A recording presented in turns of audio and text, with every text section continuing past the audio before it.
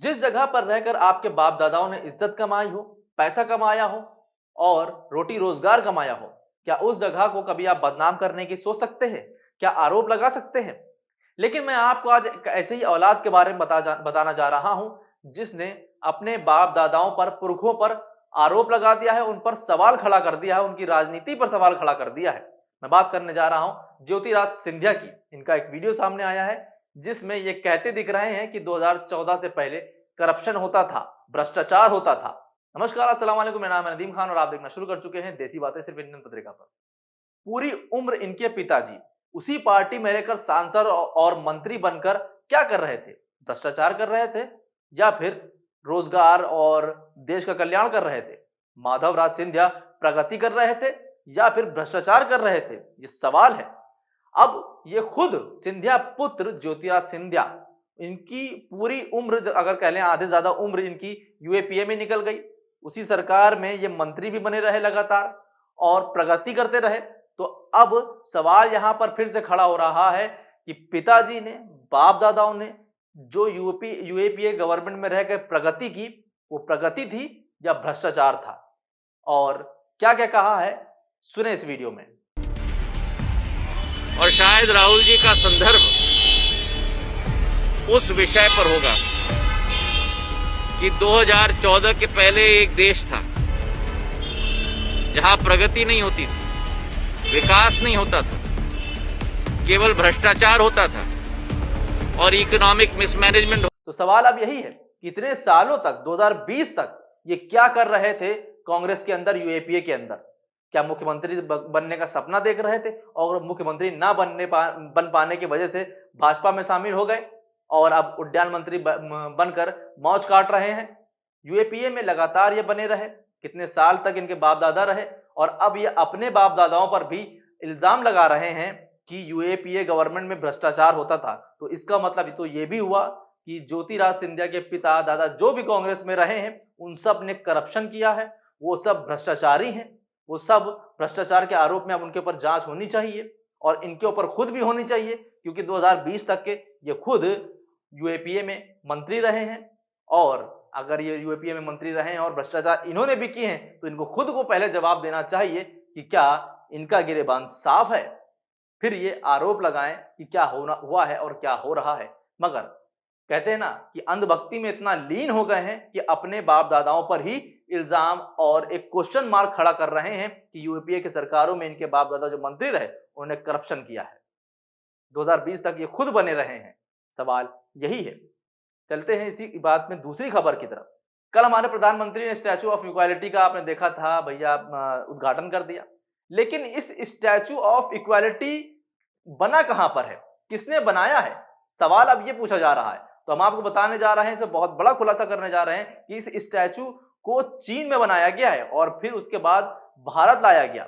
जी हाँ, बिल्कुल सही सुन रहे हैं। जहां चीन लगातार अरुणाचल प्रदेश में घुसपैठ कर रहा है, वहां हमारे भारत के प्रधानमंत्री जो स्टैचू ऑफ इक्वालिटी की बात है कर रहे हैं, उसको बनवाते वो चीन के अंदर है। इसकी कीमत भी समझ लीजिए, इसकी कीमत करीब 135 करोड़ रुपए है, यानी कि जितनी भी हमारे देश की आबादी है उतना पैसा ये चीन को दिए हैं मजबूत होने के लिए। और बात करते हैं चीन को आग दिखाने की, बात होती है सिर्फ पाकिस्तान की, चीन का तो जिक्र भी नहीं होता है। आपको बता दें, इसे बनाने का सारा काम चीन में ही हुआ है। फिर इसे 1600 टुकड़ों में भारत लाया गया। भारत में इस स्टैचू को असेंबल किया गया। इसका इंस्टॉलेशन 2017 से 18 के बीच किया गया था, जिसमें करीब 15 महीने का समय लगा था। वैसे तो इस स्टैचू को बनाने के लिए भारतीय कंपनी ने भी टेंडर भरा था, मगर भारतीय कंपनी को टेंडर मिला नहीं और 2015 में इस टेंडर को उठाकर एक चीन की कंपनी को दे दिया गया। सोचिए, 135 करोड़ अगर किसी भारतीय कंपनी को मिलते तो कितना रोजगार पैदा हो सकता था। क्या इनको खुद पे ये लोकल और वोकल की बातें तो करते हैं, मगर लोकल और वोकल पे भरोसा ही नहीं करते हैं, कॉन्ट्रैक्ट देते नहीं है, सीधा उठाकर सारा पैसा चीन को दे देते हैं। चीन और भारत के बीच कितना बिजनेस हुआ है उसको भी जानने की जरूरत है। भारत चीन से लगातार निर्यात कर रहा है, उसको मजबूत कर रहा है पैसों से। बात होती है अरुणाचल में घुसपैठ की, बात होती है जिस तरीके से चीन ने हमारे सैनिकों पे हमला किया, उनको शहीद किया, तो उन पर सर्जिकल स्ट्राइक करने की बजाय उनको और पैसा पहुंचाया जा रहा है। वहां पर गांव बनता जा रहा है, मगर हमारे 56 इंची प्रधानमंत्री चुपचाप बैठे हैं, बल्कि और बिजनेस को बढ़ावा दे रहे हैं। आपको बता दें कि चीन को भारत का निर्यात भी 2021 में करीब 28.1 बिलियन डॉलर के रिकॉर्ड उच्च स्तर पर पहुंच गया है। 2020 में ये 20.9 बिलियन डॉलर था, 34.9% अधिक हो गया है।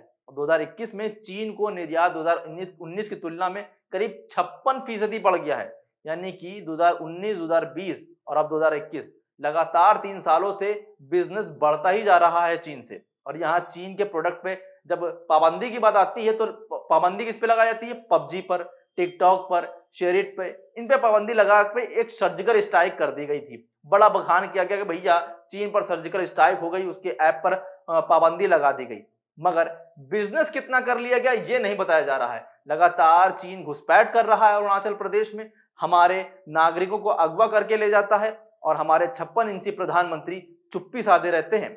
यहाँ तक कि जो स्टैचू ऑफ इक्वालिटी की जो उद्घाटन करते हैं उसको भी चीनी कंपनी से ही बनवाते हैं। लोकल और वोकल की बातें करते हैं, लेकिन लोकल कंपनियों पे जरा भी एतबार नहीं करते हैं और चीन को और मजबूत करते हैं। लेकिन पाकिस्तान का जिक्र करना उत्तर प्रदेश चुनाव में बिल्कुल नहीं भूलते हैं, क्योंकि पाकिस्तान और जिन्ना से ही तो वोट मिलना है, चीन से वोट थोड़ी ना मिलना है। चीन से तो पैसा पहुंचाकर उसको और मजबूत करना है। फिलहाल आपका क्या कहना है इस पूरी खबर पर? आपको भी लगता है कि पाकिस्तान के नाम पर ये शेर बन जाते हैं, मगर चीन के नाम पर भीगी बिल्ली? और ज्योतिरादित्य सिंधिया जैसे नालायक बेटे को लेकर आपको क्या कहना है, जो अपने ही बाप दादाओं पर उंगलियां उठा रहा है अब भाजपा में जाते ही? आपकी जो भी राय हो हमें कमेंट करके जरूर बताएं। बाकी देखते रहें पत्रिका। अभी के लिए बस इतना ही। नमस्कार, खुदा हाफिज, जय हिंद।